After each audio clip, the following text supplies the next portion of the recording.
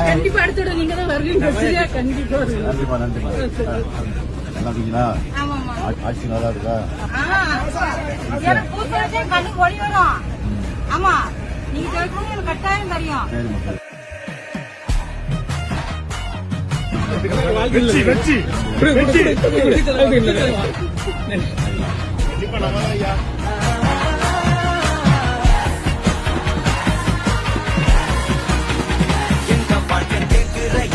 கேள்வி கண இல்ல தள்ள முறை இல்ல புதிச்ச தலைவண்டா சொன்னதெல்லாம் செஞ்ச